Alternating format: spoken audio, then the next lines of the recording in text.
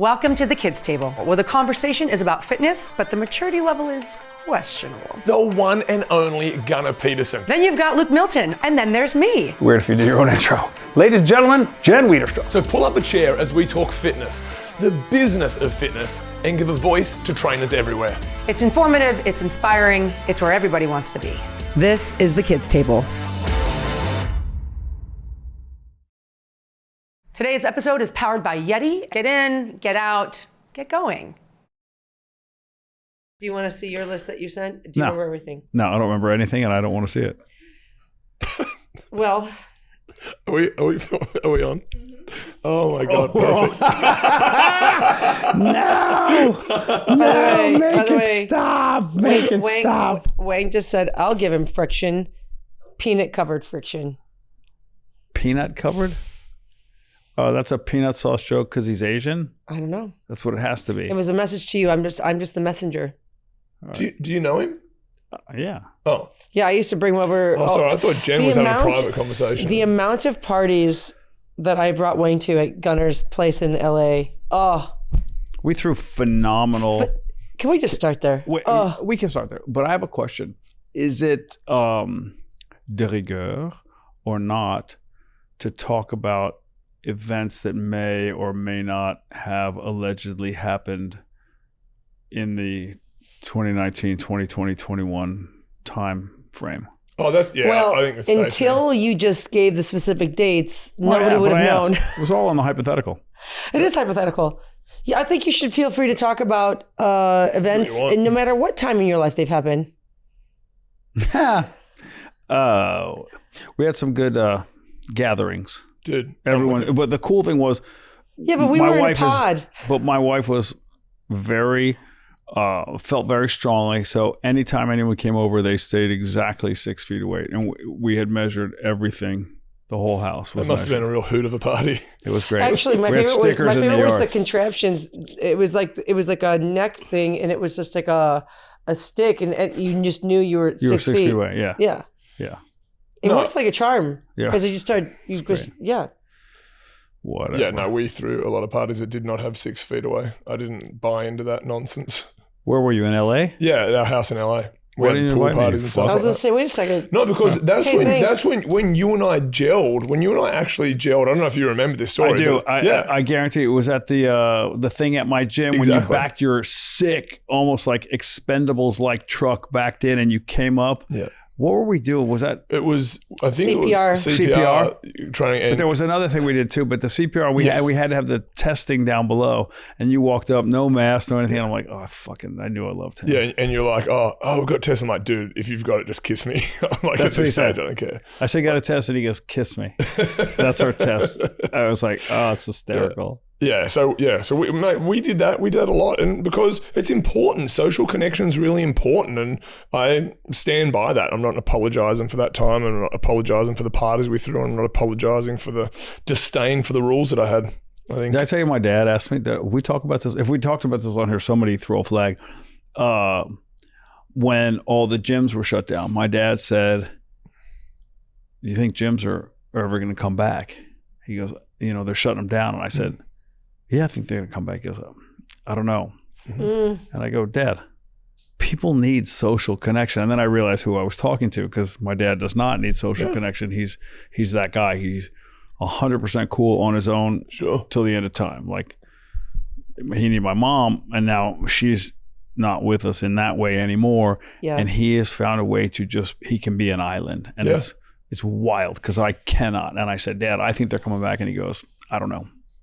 And I never doubted it for a second. And then one gym, remember the guy Attila's gym? Yeah. I went to a different franchise of that in Ocean City, New Jersey, and great gym, great people. I love what they stand for, but I like that they just said, we reserve the right to do this. And that guy, he may have even spent some time in jail, but he got pre all of that stuff. He was in like federal prison before all of that stuff. I'm not sure if it happened. I'm not condoning that. No, I know you're not. I just want to be clear on that. Yeah, but I like that they said, we reserve the right to do this if our members choose to come.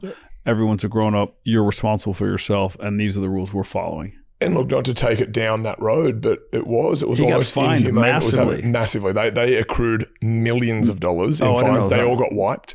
And so what happened was they turned it into a donation. So you weren't allowed to charge membership. So he turned it into a donation. And then the city came and chained their doors together. So they removed the doors from the hinges and just had no doors on the gym. And they blew up. They did a bunch of like apparel sales and all that sort of stuff. I own a couple of Attila sweatshirts because I went to one of their franchises in Ocean City when I was there working with a guy who I love, Skip Consola, who I just love me some Skip.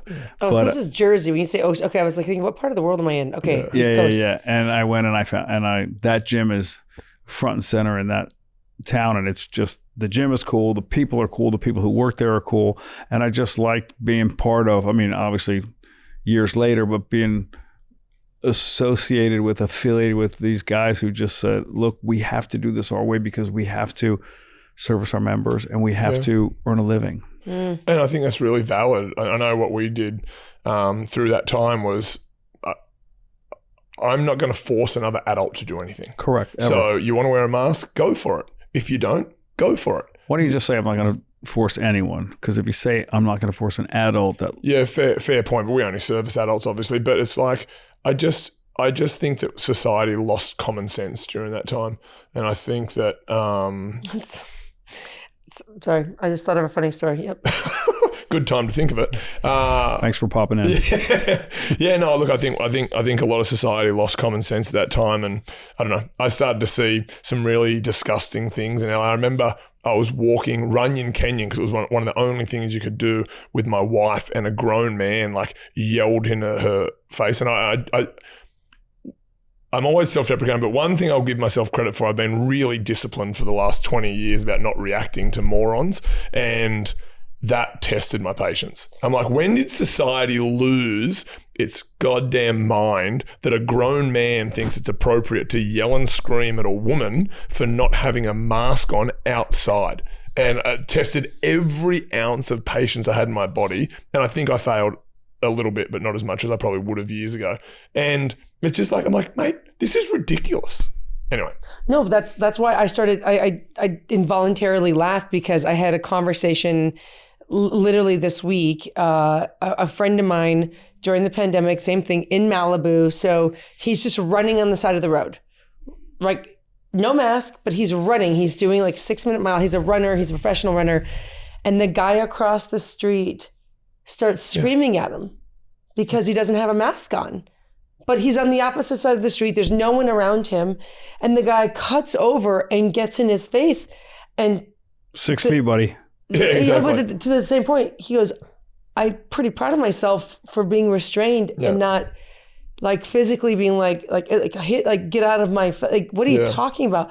And it's just wild that you're repeating the exact same story. So I know it's not isolated. It's just like, wait, what are you talking about? Like, well, I think it's only now where people are starting to talk about it more now. And I think that the majority of people hold the same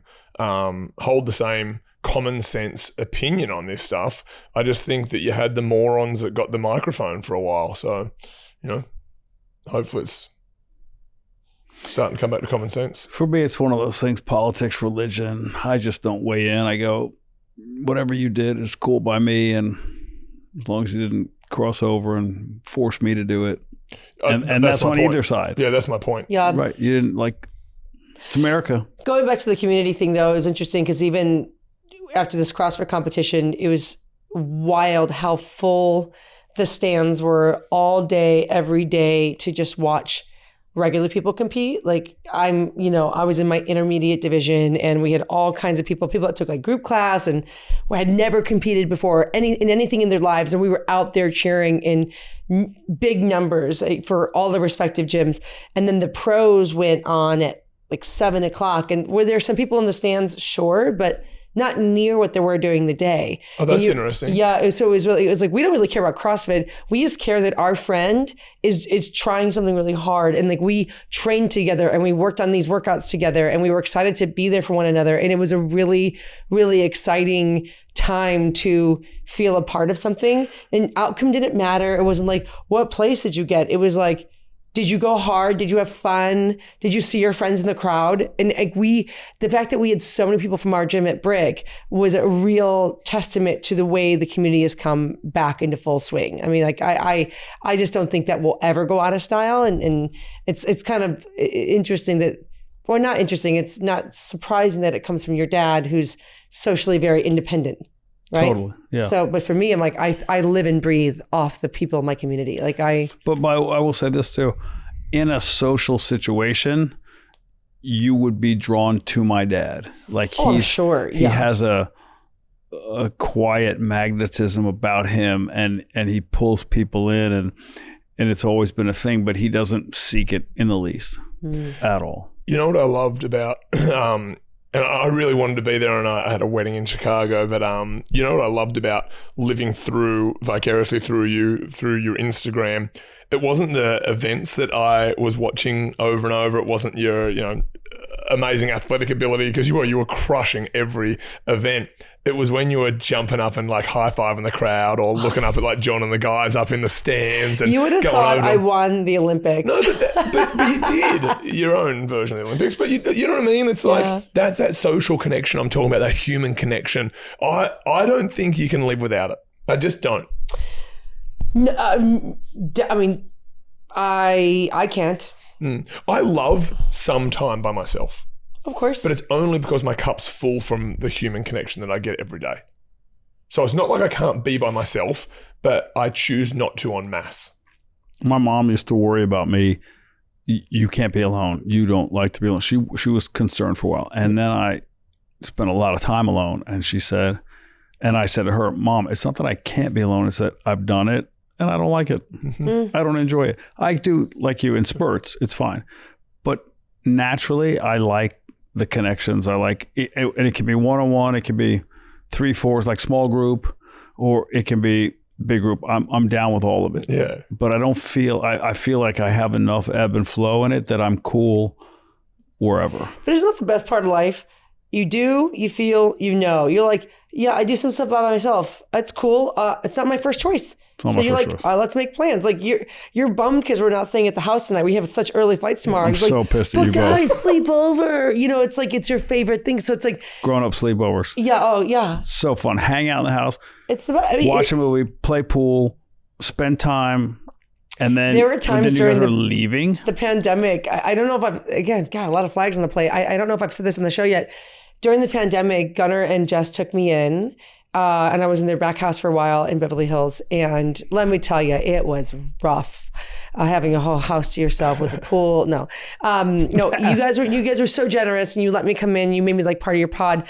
And there were a few nights where like you and I stayed up watching Expendables 2 way too loud, and we're like cocktailing, and we're up late, and he's still getting to get up at 5, like he's gonna be up late. And Jess was like, what are you guys still doing up? Like the house is shaking from the bass. The way that house was, there was a movie Oh, theater you just area had so much below the fun. master. Interesting design, because it means only the people sleeping in the master bedroom can be in there, because if anybody's in the master bedroom, like that. So thing. that's what, like, it was enough for Jess not to send a text, but to get her ass up, walk back down the stairs, like, guys, can you take it down a notch? He's like, over the last 30 minutes. Like we were just, I by the way, I have fragments of memory. I just remember we were having so much fun. And like, there's a whole thing because like Stallone had named a specific character, which is Dolph Lundgren's character, after this Gunner. So his name's Gunner. And he was telling me of the insides of the movie. And I am action figure freak. I have a great picture of Dolph in the gym, and he signed it to Gunner from Gunner. I saw we've seen it. I'm gonna poke fun a little bit. He shows up with like 3 signed pictures. Because I'd asked. Oh, okay. Yeah. He wanted to get on the wall. I go, we need some Dolph in here. Yeah. Yeah, he's so cool. And he has a new vodka. Vodka, yeah. You had a bottle. I do. It's called Hard Cut Vodka. Oh. We're not sponsored, just letting you know. But we would be. Hey. And I think it's available in LA and New York. And oh, interesting. Yeah, and it's a super cool bottle. And I will say, he's on Instagram with it, and his posts are hysterical. Wait, tell me, like, describe.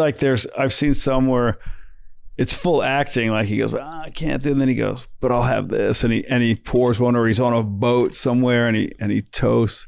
And it's like a gorgeous Mediterranean backdrop. Yeah. And he says, at the end of the week, you need a thing. And I can't tell if he's spoofing, but he's so good at it anyway. And it looks cool. It makes the drink look cool. He sets the stage. And do you want a wild Dolph Lundgren story? Yep. So this has to be 2016. I met Dolph through Sean Perrine. Mm-hmm. And R.I.P. Our favorite guy. Sean's how I met Arnold, how I met Anna Bornstein. Like, Sean's the connector. And he goes, hey, Dolph Lundgren's in town. His daughter needs a trainer. Will you work with her? And it was just kind of like little setup. And so I was working with her, but Dolph would come to the sessions, and he was specifically kind of having a hard time because he'd work with the trainer and they were doing heavy leg press. And I don't know if he tore labrum or what was going on with his hip, but he kind of needs some like PG workouts just to kind of keep moving. And in passing, it was in the fall, I go, well, if you guys don't have Thanksgiving plans, like I always go to Laguna and we can get you, sit at our table. We always got extra food. Just kind of, I throw it out to clients, you throw it out to people in LA, because there's a lot of people that are just kind of on their own without plans. It's kind of like an unwritten rule in LA. The Monday before Thanksgiving. That's such an LA thing. It does not happen here. In Nashville? No, but in LA. Not, at least I haven't seen it, but in LA, to me, it's like there are a lot of Thanksgiving orphans. Yep. I have brought so many people to my cousin's house. So anyway, it's the Monday before Thanksgiving. Dolph calls and he goes, does the Thanksgiving offer still stand? I would really like to show my daughter like a real American Thanksgiving. That's cool. I was like, heck yeah, it does. Of course you can come, whatever, sure, here's the address, here's the stuff, whatever, hang up, immediately call my cousin Carol. And I'm like, holy shit, I just invited like people to Thanksgiving. How big's the bird? It's Dolph Lundgren. We got to figure this out. And she's like, oh my, like, holy cat, like we're all Chicagoans. Like, and she's like, don't worry, we have enough food, we'll figure it out. He comes down. Actually, Nick Wang came to that Thanksgiving as well. And we have the best time. And it was just like 10 people. It wasn't like this big crowded room. It was just our immediate family. And we're having a fun time. His daughter is lovely. He's been lovely. We have a great dinner. And then we always do like a Chicago and West Coast phone call with the cousins. So like my whole family's in Chicago. And so I call my dad and the phone gets passed around and we're talking to everybody. And my dad's a bit drunk. He goes, is Dolph there? Oh, wow. And I was like, yeah, Dad, no, he came. It's been really great. He's like, let me talk to him. Oh, God. No, Dad. Well, I'm drunk enough to be like, okay. I'm like, you want to talk to my dad? But also it's a little bit of like a daughter making my dad's dream come true. Yeah, like this is a mega, mega person. You're mega. Yeah. The most mega. Next to maybe like Arnold. Not to put in hierarchy. Yeah, but he's also like, he took a role. Like if you think about it, all of those antagonists in all of the Rocky series became unto themselves, right? Absolutely. Like you remember villains in a lot of movies, but villain's the wrong word, but you remember those guys in a lot of movies, but in the Rocky movies, they stand out. And Dolph. Drago. Yeah, but like to me, you're thinking Drago. I think He-Man. Oh, listener, my gosh. Do yourself a favor. The hottest He-Man you'll ever find. That is a blast from the past. What about Universal Soldier? Oh, Universal Soldier. Yeah, right. John Claude. Yeah. It's just so good. So what about Expendables? Well, that's where we started. Great. Yeah, look at the full circle. So I hear Dolph on the phone and he's like, I hear him going, bread? And I go, did he just say bread? And then he goes, fish? And I'm like, is my dad testing Dolph's Swedish? Oh, wow. Because by the way, the three words I know in Swedish is bröd, which is bread, fisk, which is fish, and skål. That's all we know in my household. Cheers. And so he's testing Dolph Lundgren, bread, fish, cheers. And I'm like, give me the phone. I'm like, Dolph, give me the phone back. He's like, it's fine. He's been so gracious with my father. Wow. And then he starts going, yeah, at my best, I don't know, 500, 535. I go, he's asking 1RM maxes from back in the day. I'm dying. And then I'm like, okay, let it ride because they're having a nice time. And then he starts going, with Brigitte? No, it was after Sly or after Stallone. And I'm like, I realized my dad had then swiftly got into like the dating. No. Flag on the play, Dad. Yeah, I was like, okay. I'm like, Dolph, give me the. I'm like, you can't ask him about a sex life, Dad. He's like, well, we were just talking. We're just guys just talking. So anyway, he was so gracious with my dad. Dolph, if you're listening, thank you. And I'm going to buy plenty of hard cut vodka for that kindness. But it was just the wildest day. But we had such a blast, and he was such a great person. And yeah, I don't know. Super cool. He was really cool to my dad, which was, this is top for me. That's a great example. I was saying this the other day because Gunnar and I have both moved out of LA now, but it's like, it's the one thing that you'll say about LA, there was always a potential to have that night or that day. Yeah. There is a magic about LA where you could just wake up one day and it could be a Tuesday and it could be the greatest day of your life. It's like so the true. Endless possibilities there are wild. It's also the sharing it is always interesting. Like somebody comes to town and you see somebody or meet somebody, and that's a game changer for people. I was at dinner. This is a double name drop here, but Natasha Henstridge, a dear friend of mine. I still think the world's most beautiful woman. Guys, look at the movie Species. Right? Look her up. I agree with you. She's a stunning woman. She's a wonderful actress. She's just the best. And we go to dinner at Pache, right down from your old place. And we're kind of hanging out, and Steven Tyler's there and walks up. You used to train with me. Oh, okay. I can't wait. I'm dying to know what you guys worked on. But he goes, well, hello to her. And I was like, Natasha, you know Steven Tyler? She's like, no, but that was fucking cool. And it was like the cool, like we're in this tiny restaurant in the hills, and like the people that were there, and it was like her and Steven Tyler, and there was like, I forgot, there was somebody else there, and I was like, this is a wild night. And it was literally a Wednesday. Yeah, I was like, this might be the best night of my life. Like I went with my best friend, Steven Tyler, like Get a Grip was like probably my third CD. And you're just like, I can't fucking take it. Yeah. I'm going to fall over. This is the coolest. This is the absolute coolest. Yeah. Yeah. I used to always my biggest fear is if I see someone that I know and I don't say hello, they think I'm rude. So I would always in like a supermarket or like a Pache or something like that, I'd be like, oh, hey, I would like say hello to someone that I didn't actually know. I just recognized off TV. Oh my God. My first year in LA. And then I realized it like after I go, oh, that was weird. And so many people were like, oh, hey, how you doing? And like continued a conversation. And then mid-conversation, I realized I didn't really know them.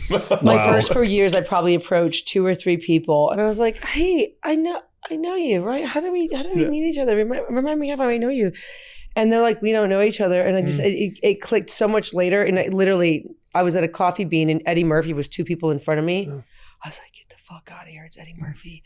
And I was like, yeah, you don't know any of those people. You just like know that's for sure Eddie Murphy, but everybody else was someone I'd seen on TV or a film or something. And that's a big one, right? It was never like an A-list. But that was the weird time I realized, oh, everybody is nobody that knows you. Yes. Like, take a seat, Jen. Yep. Mm-hmm. Check yourself. I had to. Oh my gosh. I had to big time.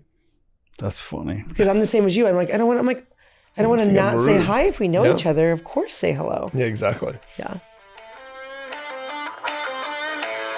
Listen, if you're still training with the plastic shaker bottle from 2012, it's time for you to upgrade. The YETI Rambler with the Chug Cap. It's built like a tank, keeps ice all day, and doesn't leak all over your gym bag. It's light, yet it's durable. I know wherever I go, it goes, whether it's holding my tequila, my water, my protein shake, or whatever else I decide to put in there. Grab one and stop making hydration harder than it needs to be. Go to YETI.com. Get in, get out, get going. Yeah, and there you have it. There. The thing, A-lister is a funny term, right? And then what gets weird to me is when an A-lister is called the B-lister or C-lister. Sure. And I take exception to that because I would say if you're an A-lister, kind of aren't you always an A-lister? Or, I mean, I guess in Hollywood's eyes, you fall down the ladder. But I look at it like if you were an A-lister, and you keep doing what you've done and you don't reinvent and whatever, and then you fall down, I want to go, but you were always true to who you were. You're kind of always an A-lister. Like, to me, I don't ever show any disdain or disrespect. If you're an A-lister, to me, like, I step back, you're an A-lister. I agree with you, but think about Nicolas Cage. That's the first person that came to my brain. A-lister. Incredible. A-lister. Incredible A-lister. But then I don't know if was it the kind of movies he started making? I don't think his acting level lessened. That's what I but say. because he did different movies, I don't know if he's considered an A-lister anymore. But if maybe according to who? Yeah, exactly. So but subjective. to me, he took different roles. He took different risks. Like, good for him to want to stretch and flex and do his thing. And one of my favorite movies of all time was Sean oh Connery. my gosh! And what if he just? Alcatraz. How about this? What if he just wanted to keep earning? Hey, Like, he's allowed to make money. Who cares? Who are we to say don't do that project? If he read the script, I heard years ago from someone, like, when they read a script and it's good, they don't know that it's not guaranteed that it turns out the way they see it in their mind's eye when they read it. And they all go. David Spade said to me once, "No one goes in to a project to make a shit film." Yeah, sure. Everybody's really going to make a good one. If it doesn't turn out well, or if it's not received well or reviewed well, that doesn't mean the project is shit. Like, they still spent time. Think of all the people working on it, behind the scenes on it, in P&A on it, and they spend the money on it. I mean, things fail. Things aren't received well, but they went into it with good intentions. And I'm not saying you have to reward them for something that doesn't turn out to be a great project, but to just bury them, that's like early cancel culture. To just bury them and drop them down A, B, C, D because they did these projects. I'm not down with that, but that's also me. I'm way. I think Adam Sandler's an A-lister. 100% A-lister. Okay. No, but I think to Gunner's point is, like, I think that I agree with you. If you've been an A-lister, you're always an A-lister. And also, I don't even like the term that I'm using By the way, myself. it's now. like Who says who is what? It's like a president and a Super Bowl champion. Yep. It's always. Yep. It's President Carter. It's President Obama. Yep. No question. Right? It's like Tom Brady, Super Bowl champion. Right? Yep. Those guys, I want him to call into our show, like, on the way to work. Tom. You want him to call in, you said? I want to hear I want to know what's in Tom's brain as he's, like, riding to work to, like, commentate on a game on, like, Monday Night Football. He's got to be running through his head. He's got to be running through the rosters, the plays, the personal anecdotes he has. He's so connected to the game. He's so knowledgeable about the game. He's so entrenched in it. Like, there's so much information. Yeah. Like, that's not a guy who's winging it.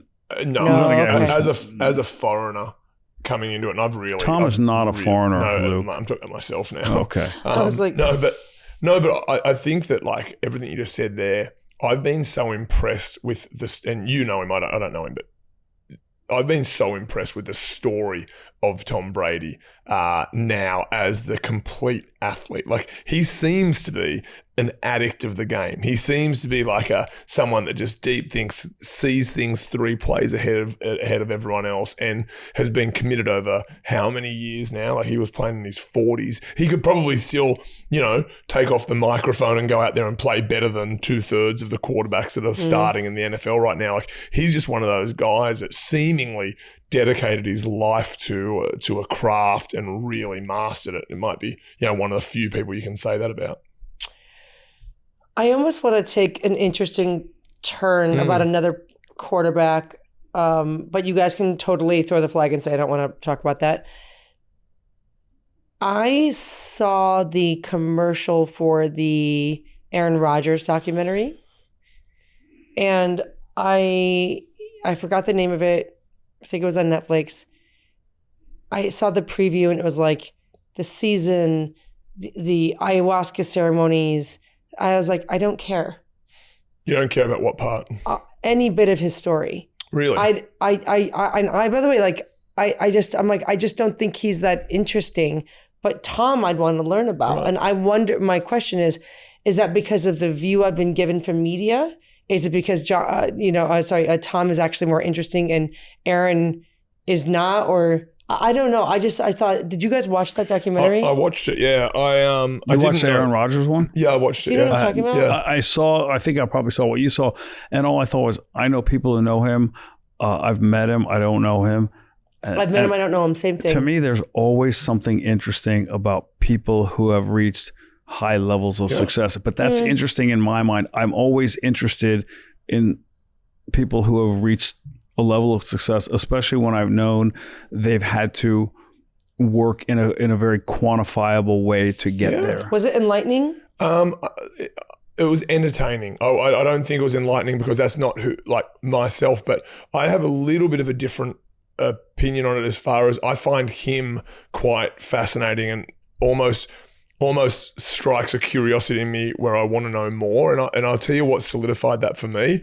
He just got criticized from Terry Bradshaw, a commentator, and it was his response that really impressed me. He was like, Terry's, and not verbatim, like but he was like, Terry's a legend of the game. It was because of people like him that I was able to create this life for myself and play this sport and be who I am. So I would love to spend time with Terry and really come to some sort of a common like conversation, and maybe we would learn about each other. But I thought it was a really classy way to respond to. And Terry Bradshaw had said something like, "Oh, maybe he should just go back to California and chew bark," or something like that, right? And I just really liked the way that Aaron Rodgers, and I don't know this guy from a bar of soap. So he had a thoughtful response. I really liked his response to it, and that has piqued some curiosity in me where I would like to know more. Now, I'm not really that interested in some of the things that were in that documentary personally, that other people I know love doing ayahuasca. They think it's very enlightening, very fulfilling. It's not but really. What was the point of the documentary? Look, I don't know. It's so like, look, he's an elite athlete, a celebrity that always creates a trigger for people to watch something. He's also been hugely successful. He's been top of mind in the NFL for, he's got to be close to 20 years, if not 20 years. He's 40, right? Yeah. Yeah, like him or hate him, for anybody, you can't deny the guy's success. And that now he's doing something that would not be considered mainstream or norm, and he is helping other people in the NFL to go into what he's gone into because he's found enlightenment there. So I think that's what the interest, that's what the curiosity, that's what the attraction is. If you're asking directly what I believe that was about, I think that he is different, right, wrong, otherwise. I don't have an opinion on it, to be quite frank, but he is different, and that difference is interesting. Okay. Maybe I'll watch it. Yeah.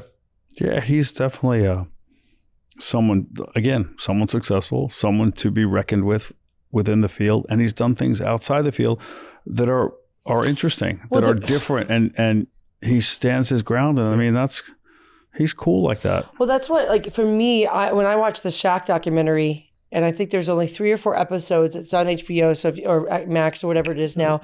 I cannot tell you what the amount of respect I gained for Shaq after watching that. Like, I think it was so invaluable to let someone speak for themselves versus media and Twitter and like a commentator in a game, and hear what Shaq's upbringing was, and hear his mindset behind the drive, and learn about his mother and his siblings and what he's done. And you realize his accomplishments mean so much more to me because of it. And that's why I was like, with Aaron, I'm like, maybe I need to watch it to understand him more. Maybe it gives it a chance. Like, I don't know. There's a super interesting family dynamic with both the people. And I think this is, more common than we think, but super interesting family dynamic with both of them. Because I believe that I'm correct in saying this, that in the documentary that Aaron has a strange relationship with his family, and there's been a little bit of conjecture around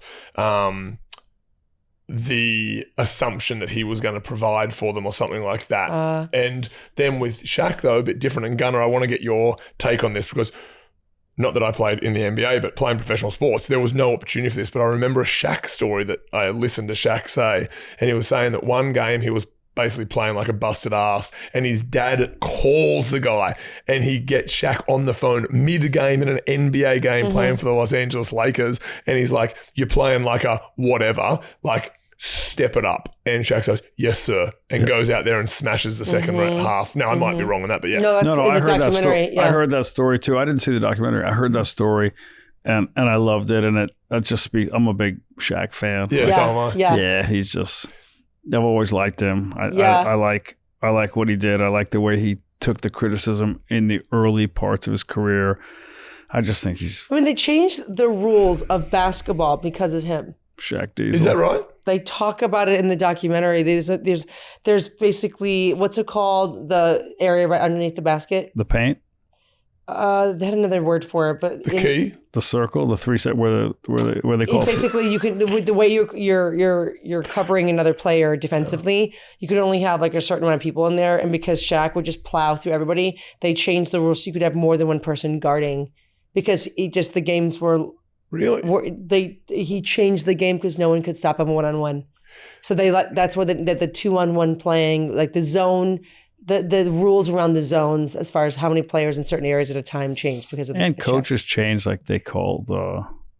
Remember they had the hack a Shaq, the defense just foul him, so we'd have to shoot free throws. And even back to college, right? LSU, they were deliberately injuring him, and his coach got him. He had another year of college left, and his coach said to him, "You should go to the NBA because this is unfair." Yep, but that's what's actually really exciting about these kind of documentaries is you learned who believed.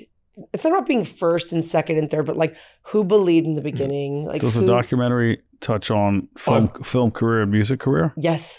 Does it touch on like make the backboard shatter, go pit patter? Does it? Yeah. Oh yeah. I've not seen the documentary. No, he talks about like I want to rap, I want to DJ, I want like we should go to Vegas and watch a DJ set with Shaq. 100%.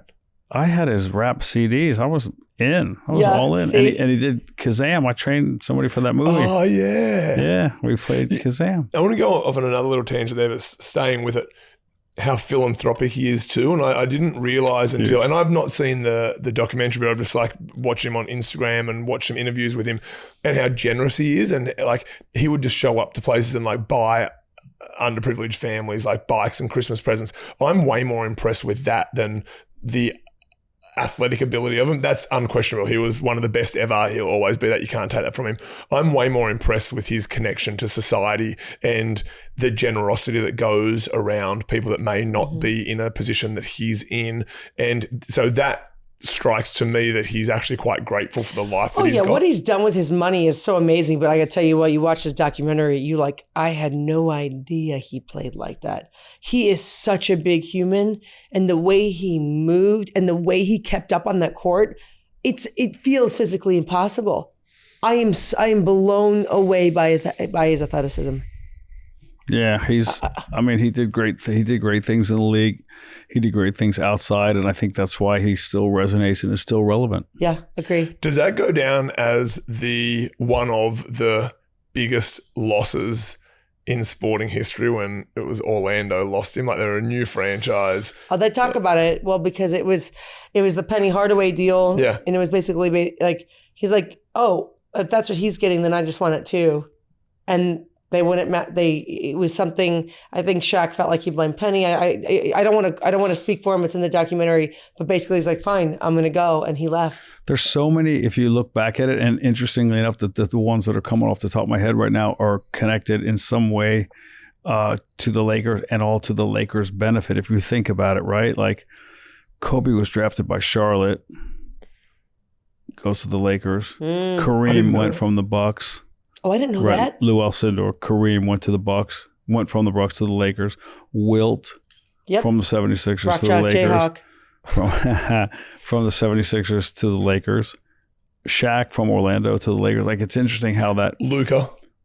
Yep. I mean, let's see how that plays out. Yeah, a lot of stars go to LA, obviously for a number of different reasons, but Lakers, great organization from top to bottom. And then you go, but those franchises, why does a franchise let a player like that go? And that's where it comes down to it. Somebody told me you can't root for laundry. You can't root for a team. You have to root for players, because if you're rooting for a team, you're signing on to back a team when they've made a front office decision to let someone go who could be the key or the catalyst to a championship for a business deal down the line that you as the fan doesn't know, but you're still going to pay for tickets, pay for swag, pay for the beers in the stadium, whatever it is. And they know they're not going to win, but they're asking you to still back them. But I understand hometown loyalty. I think that stuff is very cool, and getting behind a franchise and staying behind a franchise. But I also understand the root for the player, because you want the guy who gets traded or the guy who gets traded for to do well. So I see it from both sides, but it is interesting that those trades happen, and those generational players end up somewhere else doing great things, you know, making history, breaking records, Hall of Fame careers, and you know, the conversation of what could have been is a forever, absolutely unending one, but they're always fun. It's funny you say that, because you're right. I've never heard that before, root for the player, not the team, but I was that's effectively what Luka was to the Mavs. I've never been really, basketball is not as big in Australia. There are definitely some great Australian basketballers coming through now. I think there's a few in the NBA now that are doing very, very well. So good on Australia. But it was really only over here that I got into it, and I'm probably more attracted to a football like contact sport than I am that, but I do respect the athleticism and stuff like that. But I became a Luka fan, not a Mavs fan or a basketball fan, but I just loved watching him, and to the point where we were, you know, as a company, we were, you know, potentially looking at buying a suite at the American Airlines Center just to, you know, host and to, you know, entertain. And the minute that happened, I'm like, no, I'm out. No way. Yeah, Wow. not doing it. I didn't see the value in it without him there. However, but to now, your point, exactly, the Duke guy. Now they got our Dookie. Yeah, and he is a freak, right? Like, he's amazing. Huh. I think I first watched him at your house, actually, in a Cooper Duke Flag? game. Yeah. Yeah. Yeah. Yeah. I mean, super promising, very exciting. Everybody, yeah, that could be great for that franchise. I mean, they did. Let's see what they do. Yeah. They have quite a roster right now with AD and yeah, they have quite. I don't think you can sleep on Dallas this year for sure. Gosh, I don't even watch any of the sports. I don't even know what you're talking about. Yeah. Mate, look, going back to, like, you know, tying this back to training, I'm blown away by their repetitive athleticism. Like, Why? Because I grew their up. job. No. Yeah. Okay. Fair point. However, I grew up playing a sport that played 26 games a year, 1 game per week. And so when I see these contact sports like hockey, multiple games per week, multiple games per month, multiple games per year, the athleticism, and not only the athleticism, the toughness that you have to go back on that ice or go back on that field or go back on that court so many times. Like, going to tell us how many games are in an NBA season? 82. You forget preseason, postseason, 82 games regular season. That's wild to me. Like, you got to get up mentally, physically. So I respect that side of them. Yep. Football, just getting your head caved in every single week. Yeah, yep, shorter season. Yeah, but like here's where I'll step in. Okay. Luke, at any point in your career, I know you've taught various classes throughout the week, but I would say in the beginning, you're probably doing a lot more. How many classes a week do you think you were teaching? Probably 25, 30. 25, and every time you got it up, every time you got energized, every time you perform, it's the same. It's the same. I get no one's in your face blocking your shot, but you find a mental way to go, to connect, to complete your job. Like, that's, to me, like, I respect it? Yeah, but I respect you the same amount that I respect them. I don't see it differently. I will, I hate sitting on a fence, but I'll agree with parts of what you just said, as far as, yeah, I think that, you know, an adult gets up and they go and take care of their responsibilities regardless of the situations around. However, I think there's a difference in having someone's foot on your face, concussions, broken limbs, broken ribs, broken hands, broken noses, dislocated shoulders, misplaced knees, toes. Yeah, it's a physical job. And still going out there and giving your all for a greater cause. What's the greater cause? The team. When you're in sports, you know you're an athlete. No, absolutely not. And we covered that before. Like, if you want a paycheck in rugby, you're better off going and, you know. Yeah, but that's rugby. You're talking about basketball. Like, no, so I'm talking about professional athletes. Yeah, in general. yeah. You know, I think to a degree. Listen, I respect the athleticism, but I have the same respect for teachers that get up every day and teach a class of 3rd graders. They make it happen every day. Oof. I mean, that's harder than, to me, an NBA Finals game. That, and actually after last year, nurses is another one. And nurses on, not to bring it down, but nurses on a cancer ward. And I used to say to my wife and to my daughter and to my son, when they come in the room and they turn on, or maybe they just stay on, I don't know, but they come in and they just bring the spirit and the energy and the sweetness and the softness, but at the same time they're doing this very hard job, this very detailed job, and they step out of the room, and those rooms are very there's a vibe in them, right? They're sad, there's fear. Heavy. Yeah, they're heavy. That's a better word. And then they step out, and I don't know, because I didn't see the process. I didn't see the, between scenes or behind the scenes, how they collect themselves and then into the next room. Yep. And they're doing that day in and day out. That's just So that's what I'm saying. So I'm not saying because it's a game, it's not as hard. But it's just, but I'm telling you, it's, you both just changed my mind. Fuck professional sports. No, just kidding. Well, no, I think we're all doing our job. Fair context. We're all doing our job with our skill level, with our emotion, with our connect, whatever it is, we find a way. And the people that are successful, that are playing in the NBA, or in my opinion, are the NBA quote players that are the nurses at your daughter's hospital. Like, those are the people that are getting it done. And so to me, I hold them in the same esteem. When she was in the hospital, her teachers from her kindergarten school where she went were some of the first to visit her in the hospital here in Nashville. And I came in one day and her toes were painted. Oh. And I said to my wife, who went? And she said her kindergarten teacher came in and painted them. And I just thought, there's a special place in heaven for teachers who are teaching a class of kindergartners, which has different demands, right? Sponsored by some kind of aspirin, and you're teaching that class, and then you're going, after you teach, you're driving to the hospital to visit one of your students, and then you're painting your toenails, and then you're going home to your own family. Like, that's a special. You've answered the bell a number of times that day, as I see it. So. For me, special place in their heart, and same with any teacher, same with any person in service, right? Police, firefighters, all that. Like, the fact that you're going every single day, just pounding that, and was a very different paycheck than pro athletes. Yeah, sure. Yeah, that's what we reward, though. I mean, we've put ourselves in that position. You can't ever. I never look at them with anything other than, good for you, man. Good. Yeah, but also, like, I can't tell you the amount of joy my friends of mine with kids, with hard jobs, with stressful days, that go to sports for reprieve, that go for joy and for fun. Like, the amount of times I go to Barney's Beanery to catch a Cubs game and I just meet a stranger and have a beer and have a shot of JMO because there was a home run at some point. That's fun. And the athletes do that for us. So I'm not poo-pooing them, but I'm just like, I think it all fits together and it all ultimately adds up. But well, this was lovely. It's a good catch up. Yeah, actually really nice to have catch up. we haven't gotten to do this. I actually cracked the whip quite a bit with you guys about things I want to get done and talked about, but this was really fun. Yeah, it really was. Yeah. If you're listening, please, comment with things or topics that you want us to talk about, or just on that, Gunner's requested that everyone comments and leave a review.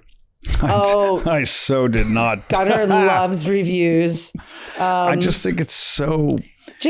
I'm going to review you today, Gunner. I got to tell you what. When I look at a podcast, I look at the reviews. I'm like, 1 5-star review. Not a lot of people are listening to it, but if it's 2,000 whatever 4 whatever review, I do. I'm like, people are listening. They're weighing in, and I want you to weigh in. You know what's so funny? I've never read a review. You've never read one? Never. Do you not shop on Amazon? Never. Okay, that explains it. Because I'm saying I don't read a review of the podcast by anyone, and I don't really read. I look at it and I go, either who's on, I'd like to know more about that guy, or I don't know that guy, or I've heard of that guy or that girl, and then, or else I say, I don't know these people, I wonder what they're talking about, and I do it. It's how my wife and I watch stand-up comedy. We'll look and we'll go, we don't know that guy, let's watch him, and we've discovered some unbelievable comics.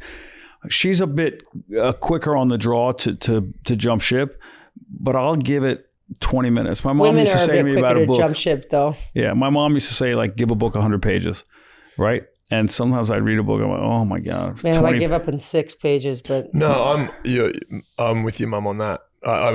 Some books you read and you're like, you got to give it 100 and you're like, I can't put this down. Yeah. Do you feel, gosh, in that way, I'm just thinking, But on the stand-up, I'll give it 20 minutes. Sometimes my wife is like you said, minute 6, she goes, I'm out. All right, final question. What would your mom say 100 pages in dates are? Like, if I'm dating a guy and I'm not sure, how many dates is 100 pages? I don't know, but I can remember dating. Sometimes there's a minute. Sometimes there's just an event, and you just go. But I always looked at dating like, could you marry the person? And my friend's like, why do you go that far for it? but Because if you not, can't, why do I then it's want to just waste their time or because hang you out want with to them? be married. Because that's the end goal is to, anyway. So I look at that. If there's something that is definitely the, oh no, I would get out right then. I wouldn't stay 2, 3, 4 in until you have the oh no moment. And then you get to the point where you go, yeah, everything's working. A mutual friend of ours, I'm not going to say who because I don't want to out his idea or his mindset, but he said, I feel like everybody should go on 6 30-minute dates. With the same person? Same person. Get to 6. Meet for coffee. Go on a walk. See people. Oh, I wouldn't do that. Listen, I'm just talking to the single audience like me. But like, he's like, you get to see people different scenario, different times of day, different times of week. And you get to, nerves are, we move through nerves, you move through personality stuff. And you can get a clear sense of like, oh, I actually do want to date this person, or I'm really okay that it's a no. So I try to go for 6. One of my college roommate, are they 30? Do you keep them at 30 minutes, though? And if you do one this an hour, does that count as 2? I'll check my reference and circle back. All right. My college roommate once said to me, he goes, dude, you got to give it 4 seasons. And I go, that's what I said. I go, 4 seasons? I go, that's fair. He goes, no. Football, basketball, hockey. And he was talking about the sports seasons. Yeah, he wasn't. I'm thinking, you mean, I guess you got to see them how they are in the winter around the holidays, and then you got to see them in the summer in a bikini. Like, is that how he meant it? No, he meant the 4 sports seasons, because you see how they root for teams, how they tailgate, or do they get really down if their team loses? Like, he was all about the sports. It's actually quite a good behavioral science. It was a very funny project way. And he was probably 19, 20 at the time when he said it to me. Well, you heard it here first, guys. That's dating advice. 4 seasons, 4 sports seasons. Yeah. And you'll know if they're the one. And by the way, I would say, and I'm going to amend his rule, make it the sports you want. It doesn't have to be the big 4. Oh, so you're including track and field now? I'm throwing track and field in so you don't feel left out. All right. Bye. Well, that's it. That's the show. You're welcome. And we're sorry. Don't forget to hydrate, lift heavy, and maybe call your mum. Actually, after listening to the 3 of us, maybe call the priest. Please like and subscribe and comment, even if you only mildly enjoyed yourself. We'll see you next week.